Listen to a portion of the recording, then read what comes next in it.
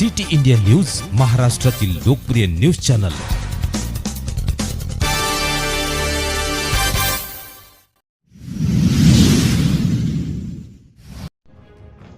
सत्याहत्तराव्या अमृत महोत्सव निमित्ताने वीसखेडा धुपे ग्रुप ग्रामपंचायत यांच्या वतीने ध्वजारोहण कार्यक्रम संपन्न।